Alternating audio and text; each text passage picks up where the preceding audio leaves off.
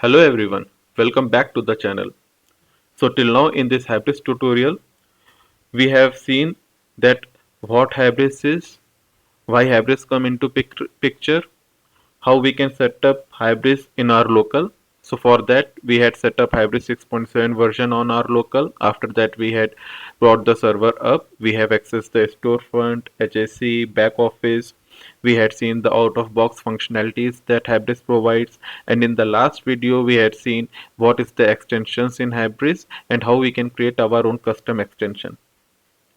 So if you want to go through all the details of those videos, then links of the respective videos are present in the description box. In today's video, we will understand the data modeling concepts in Hybris. By the end of the video, you will be expert in the type system. So today the topics which we will go through is introduction to type system, the types that we use in Hybris, where we define types in Hybris, and how to check those types in back office. Let's first understand what type system is. So type is basically a template for objects. It defines the data that objects may carry and specify relations between these objects.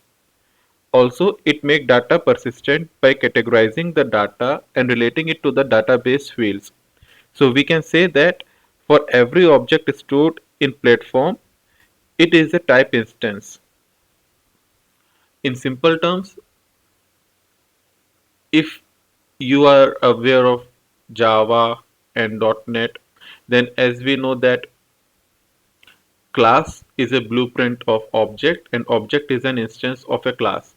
Similarly, in Hybris, type is a blueprint of item and item is an instance of type. Below are the types which we use in Hybris.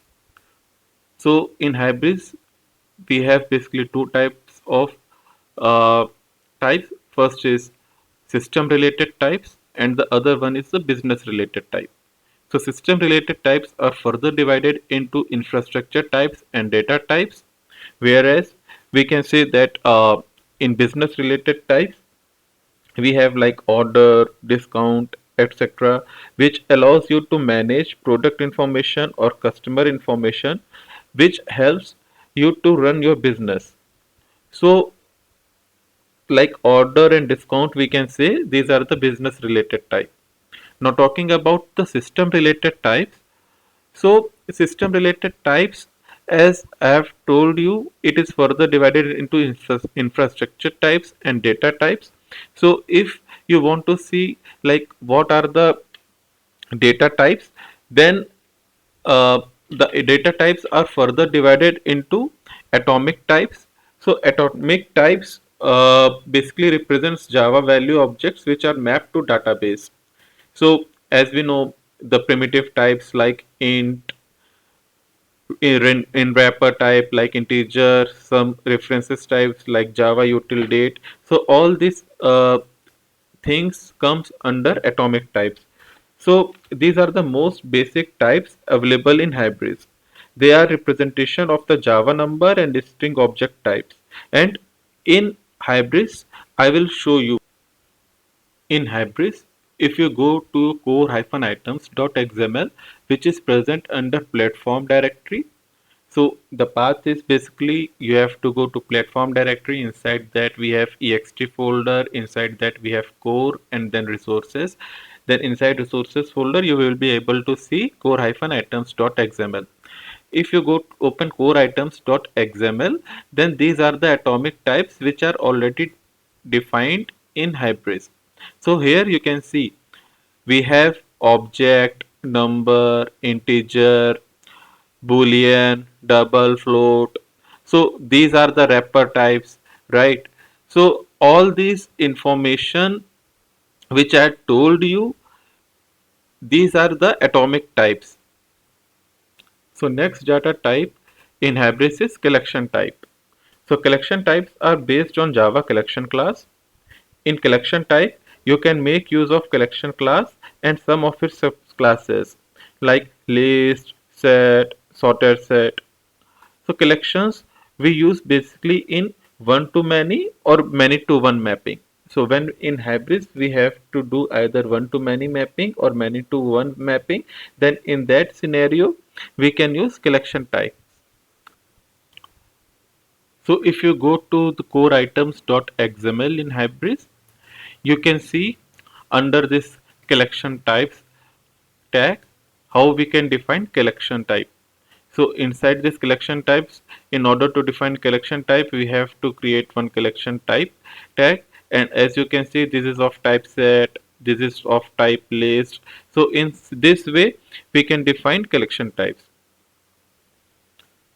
After the collection type, we have enum types.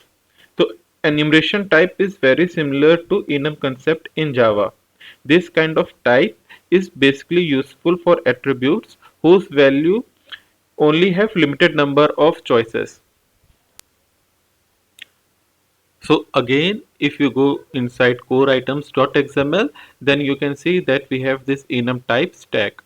Inside that, if you have to define your enum type, then you can define in this way.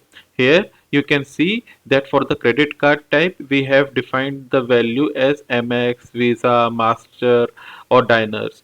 So all these values we can define in enum type. So as I've said that if you have to define your limited number of choices, then in that case we use enumeration type.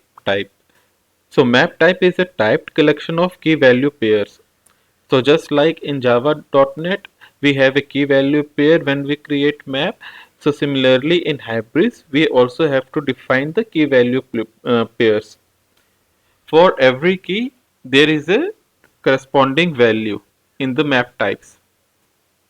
So again, if you go to core items.xml and if you have to define map types, then there is a tag this map types. Inside that you can define your map type. So in order to define the map type, you have to use this map type.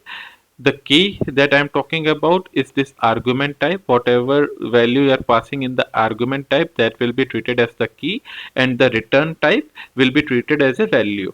Next data type is relations. So relation basically represents the end-to-end relation in hybrids.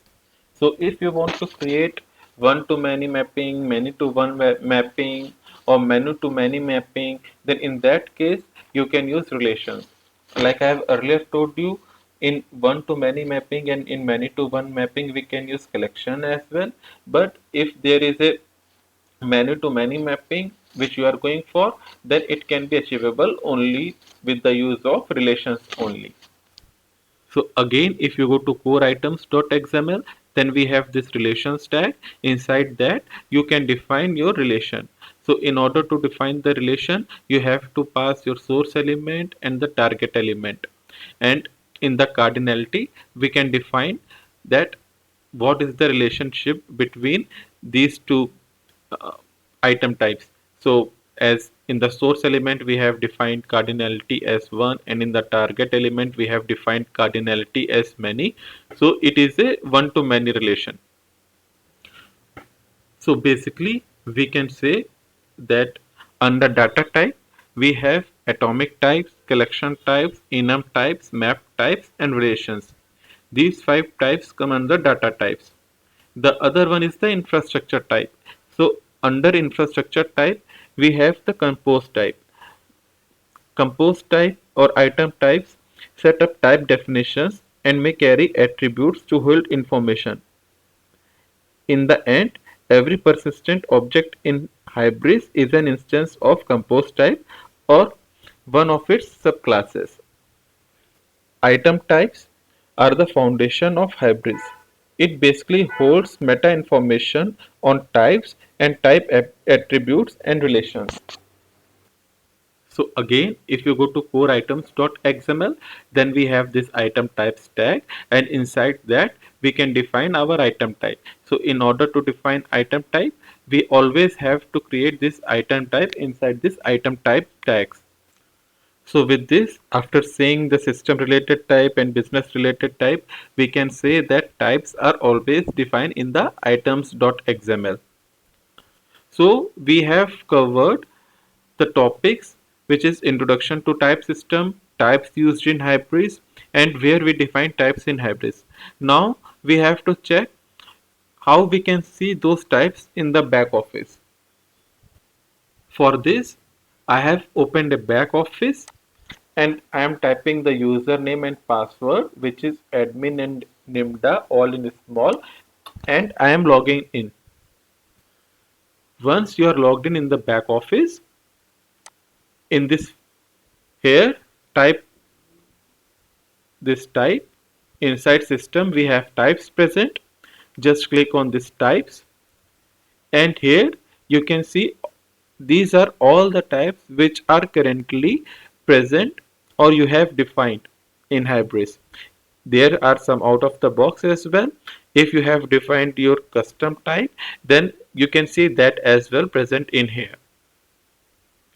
Now, if suppose you are searching for any type, say customer, then you can see the identifier, which is a unique value, its description, so it is customer, and in the extension name you can see under which extension this customer identifier is present. So as you can see, this customer is present under the extension name core. So for that we have to go to core-items.xml. Now, if you go to the core-items.xml, then you can see in here the customer item type is present, which is extending the user item type. Now, if you open this customer type and then open this search by type by clicking on this, then you can see the list of all the customers which are present inside Hybris. So friends, that is all the concept related to types and type system in Hybris. In the next video, we will see in details about all the types that we have discussed so far.